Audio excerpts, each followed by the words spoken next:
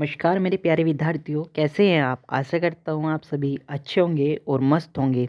जैसा आपको पता है, हमने एक नई शुरुआत की थी पॉलिटी फाउंडेशन बैच की। भारतीय संविधान एवं राज्य व्यवस्था जो विषय है, हमने आपको बताया था कि हम 35 क्लास में कक्षा 6 से लेकर के 12वीं तक की जो एनसीईआरटी है वो ख़त्म करने वाले हैं। कुछ दिन पहले मेरी तबीयत ख़राब हो गई थी, इस वजह से क्लास बीच में ही रुक गई थी। लेकिन हम इस नए अभियान को नहीं रोकना चाहते थे, तो आज से आपकी पहली क्लास है। इस क्लास को देखने के बाद आपके सारे डाउट क्लियर हो जाएंगे तथा आपको बड़े अच्छे तरीके से, बड़े विस्तार से ये चीज़ें समझ में आएंगी। तो सबसे पहले हम देख लेते हैं आज की कक्षा में आप क्या क्या पढ़ेंगे। आज की जो क्लास है इसमें आपको हम बता देते हैं, आज की क्लास में आप पढ़ेंगे सरकार एवं सरकार के अंग। ठीक है, ये क्लास मैंने ऑफलाइन ली थी अपने यहाँ पर, इसलिए आपको पीएनजी रूप में इस पर लिखावट आपको नज़र आ रही होगी, है ना। मैंने सोचा इसी पीडीएफ को आपको पढ़ा देता हूँ ताकि बड़े आसानी से आप इसको समझ सकें। सरकार के विभिन्न स्वरूप: लोकतंत्र, तांत्रिक एवं तानाशाही सरकार, संसदीय सरकार, आध्यात्मिक सरकार, संघात्मक तथा एकात्मक सरकार, लोकतंत्र एवं लोकतंत्र के प्रकार। ठीक है, आइए आगे बढ़ते हैं। अगर मैं आपको थोड़ा सा समझाने का कोशिश करूं, भारत में किस प्रकार की व्यवस्था है। ठीक है, भारत में जो संसदीय व्यवस्था है और भारत में जो संसदीय व्यवस्था है वो द्विसदनीय है ना। द्विसदनीय का मतलब है दोहरी कार्यपालिका। ठीक है, दोहरी कार्यपालिका का मतलब है, अगर मैं आपको बताने की कोशिश करूं, एक होते हैं राष्ट्र के प्रमुख और दूसरे होते हैं सरकार के प्रमुख, है ना। राष्ट्र के प्रमुख और दूसरे होते हैं सरकार के प्रमुख। राष्ट्र के प्रमुख कौन होते हैं? राष्ट्र के प्रमुख होते हैं राष्ट्रपति और सरकार के प्रमुख होते हैं पीएम। ठीक है, और द्विसदनीय जो व्यवस्था मतलब हमारे देश में है वो एक उच्च सदनीय है, एक निम्न सदनीय है।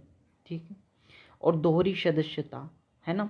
अगर मान लीजिए निम्न सदन, अगर मैं आपको बताने की कोशिश करूं और उच्च सदन बताने की कोशिश करूं, उच्च सदन जो होता है वो राज्यसभा होती है, निम्न सदन जो होता है वो हमारी लोकसभा होती है। ठीक है, और अगर मैं आपको बताने की कोशिश करूं, यहाँ पर सरकार के प्रमुख बनने के लिए हमारे प्रधानमंत्री जी को बहुमत लाना पड़ता है और उन बहुमत से ही वह अपनी सरकार हमारे देश में स्थापित करते हैं। ठीक है, अब मैं आपको बताने की कोशिश करता हूँ लोकतांत्रिक एवं तानाशाही सरकार में क्या डिफरेंस है। देखो, आप पाकिस्तान में देख लीजिए मुशर्रफ सरकार, जो अफगानिस्तान में देख लीजिए जो तालिबानी है, इराक में देख लीजिए जो हुसैन है, तो ये कैसी सरकार है? ये तानाशाही सरकार है। अर्थात ये अपने नियम लागू करते हैं, अपने कानून बताती है, ये है वो है, ये है वो है ना। तो आप इससे समझ चुके होंगे कि कौन सी सरकार, ये तानाशाही सरकार है।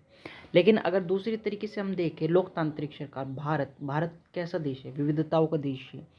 भारत विविधताओं का देश है और विविधताओं के इस समूह में भारत को सभी को समान अवसर देने का, समान अवसर स्थापित करने का अवसर देना पड़ता है।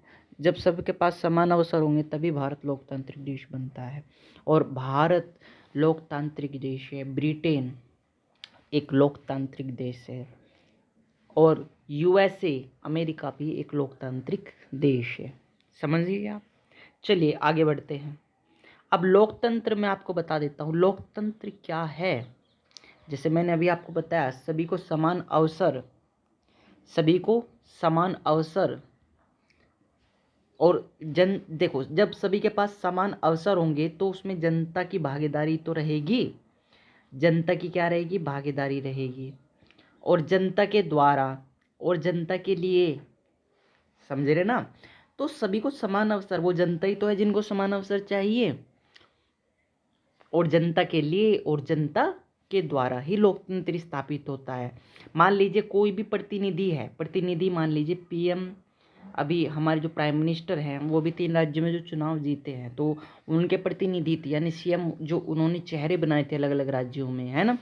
तो जनता ने ही तो उन्हीं को स्वीकार किया है क्योंकि उन्होंने उनको समान अवसर स्थापित किए, समान अवसर दिए हैं।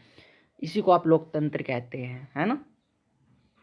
चलिए अब मैं थोड़ा सा आपको सरकार के अंग के बारे में बता देता हूँ। ठीक है, सरकार के अंग आपको वैसे क्लास बहुत अच्छी लग रही होगी, इससे आपके सारे पॉइंट क्लियर होते जा रहे होंगे और आपको बहुत अच्छी अंडरस्टैंडिंग बन रही होगी इस टॉपिक पर, है ना। आपने मुझे ज़रूर बताइएगा नीचे जो कमेंट बॉक्स होता है कि आपकी क्लास कैसी लग रही है, क्योंकि मैंने बहुत अच्छे से पहली बार कोई एनसीईआरटी कोर्स इस प्रकार डिज़ाइन किया है, ना कि रटी रटाई भाषा उसको एक अलग मॉड्यूल देना, ताकि जब आप लक्ष्मीकांत खोलो तो आपको बहुत अच्छे से आप उसको पढ़ सको, आपकी समझ में वो आए, है ना। चलिए,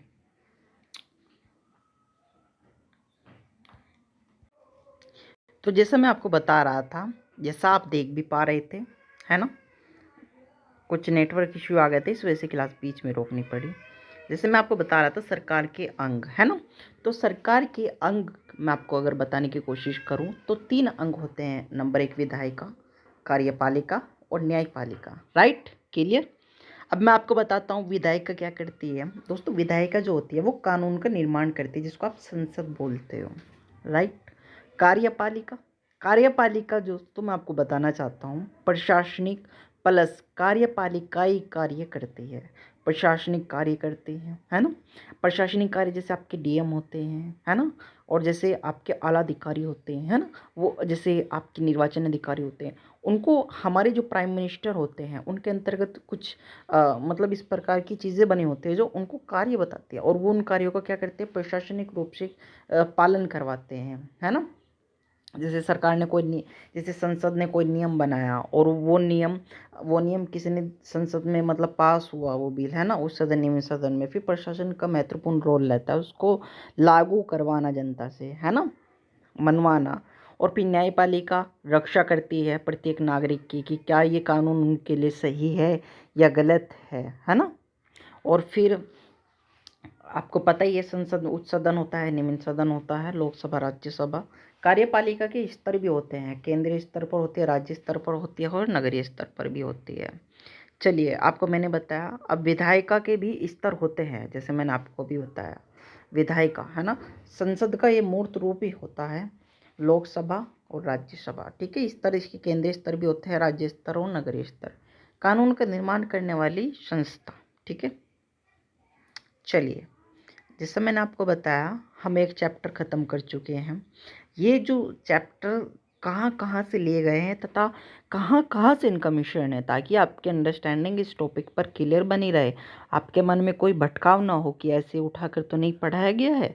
चलिए, मैं आपका परिचय कराता हूँ। क्लास 6 के एनसीईआरटी सामाजिक एवं राजनीतिक चैप्टर से इसमें लिया गया है। सरकार क्या है, लोकतांत्रिक सरकार के मुख्य तत्व। फिर आपकी क्लास लोकतांत्रिक और राजनीतिक से ये लिया गया है फर्स्ट चैप्टर से, क्लास 7 से लोकतंत्र क्या है, लोकतंत्र क्यों है। उसके बाद क्लास 7 और क्लास 8 से आपका लिया गया है भारत संविधान और सरकार। इस चैप्टर से आपके first chapter, second chapter, 9th chapter लिया गया है। उसके बाद आपकी क्लास 9th से ओल्ड एनसीईआरटी जो इकबाल नारायण सर की, उससे सरकार के अंग, सरकार और उसके अंग लिए गए। आप किताब का फोटो भी देख सकते हैं, सामाजिक और राजनीतिक जीवन। और आप सेकंड क्लास जो 9th की है लोकतांत्रिक एवं राजनीति, इसका फोटो भी देख सकते हैं। राज्य सरकार के आप स्तर एवं कार्य भी देख सकते हैं। कार्य राज्य सरकार के होते प्रत्येक नागरिक की सुरक्षा करना, समान अवसर प्रदान करना। स्तर नगरीय स्तर होते हैं, जिलीय स्तर होते हैं, है ना। और आपको मैं थोड़ा सा बताने की अंडरस्टैंडिंग आपकी इस टॉपिक पर क्लियर करना चाहूँगा। राज्य तथा स्तर मैं आपको अगर बता देता हूँ। राज्य क्या होता है, पहले तो प्रांत में बटा होता है। प्रांत संप्रभु होता है। संप्रभु क्या होता है, जिसकी राजनीतिक प्रणाली स्थिर हो, उसको क्या कहते हैं, हम राज्य कहते हैं। राष्ट्र संप्रभु है ना।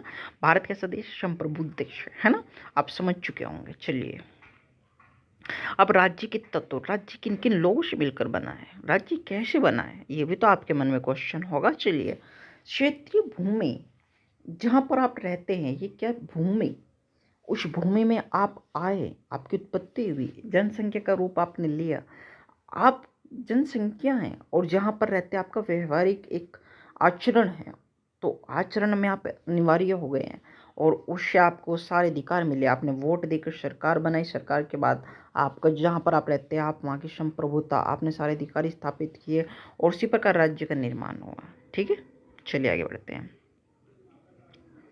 राज्य जो है अमूर्त रूप होता है सरकार का। ठीक है, चलिए आगे बढ़ते हैं। सरकार की शक्तियाँ अलग होती है, यानी शक्ति पार्थ के सिद्धांत क्या है, आप इसको समझिए, आप इसको ये आप समझिए। एनसीईआरटी में जब आप समझते हैं तो कई बार आपको समझ में नहीं आता है, मैं आपको समझा देता हूँ, ठीक है। शक्ति पात्र क्रिया का सिद्धांत जो है ये मॉन्टेस्क्यू ने लिखा था। ये कहाँ के थे? फ्रांस के थे। इनके कहने का मतलब क्या है, सरकार जो होती है वो संघात्मक होती है, अर्थात संघात्मक का मतलब होता है उनके अधिकार अलग अलग है। जैसे विधायिका का कार्य अलग है और कार्यपालिका का कार्य अलग है दोनों एक स्ट्रक्चर है ना।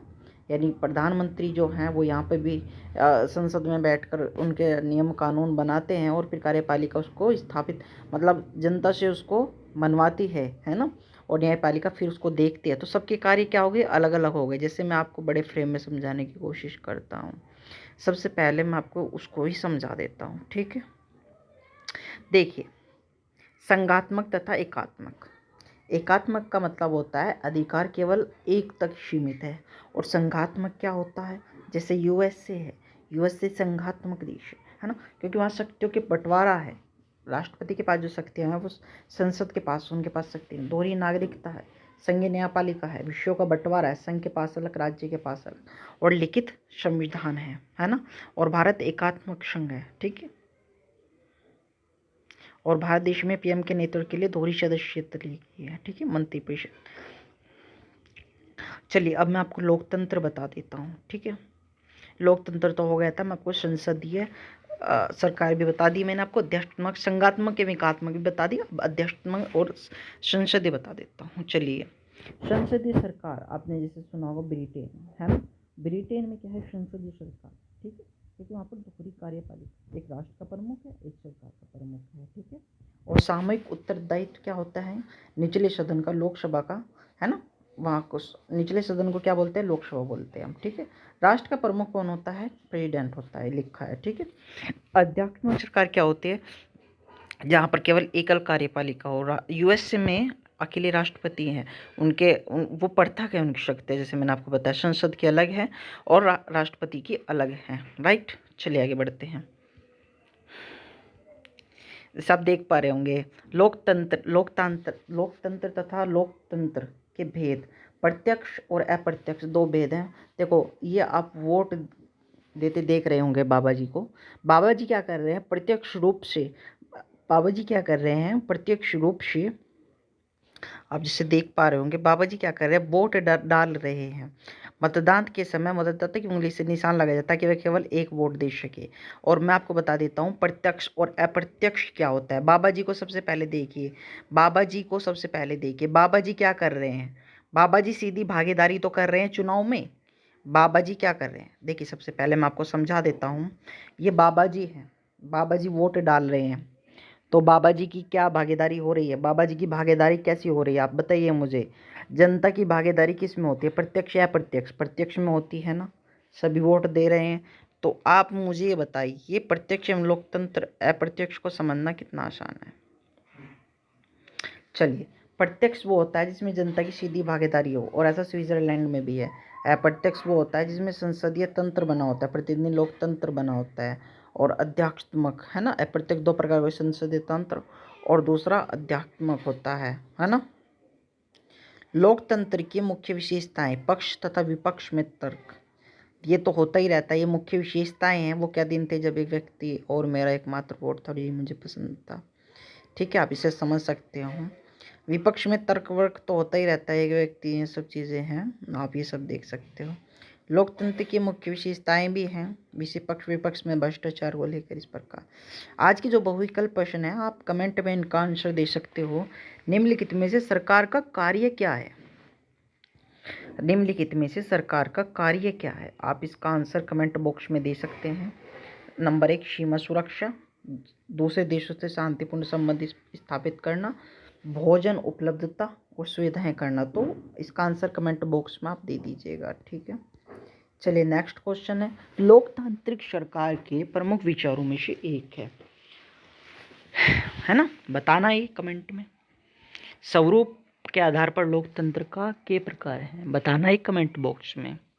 निम्नलिखित सरकार के अंग में कौन शामिल नहीं है, बताना कमेंट बॉक्स में। न्यायिक शक्तियों का कार्यपालिका की शक्तियों से पृथक्करण भारतीय संविधान में किसके तहत सम्मिलित किया गया, बताना कमेंट बॉक्स में। अभ्यास प्रश्न में दे देता हूँ कुछ आंसर राइटिंग के लिए इसी चैप्टर से जुड़े हुए। सरकार शब्द से आप क्या समझते हैं, ये आपको लिखना है। लोकतांत्रिक सरकार के प्रमुख लक्षण, उन विभिन्न माध्यमों का उल्लेख कीजिए जिनका प्रयोग कर नागरिक सरकार की प्रक्रियाओं में भाग लेते हैं। सभी नागरिकों के साथ समानता के व्यवहार के निर्धारण के लिए सरकार कौन कौन से कदम उठाती है। ये सारी चीज़ें आपको लिख कर दिखानी है। फिर मिलता हूँ एक नेक्स्ट क्लास के साथ, तब तक के लिए धन्यवाद। जय हिंद जय भारत। अपने दोस्तों को इस वीडियो को शेयर करना, ठीक है, धन्यवाद।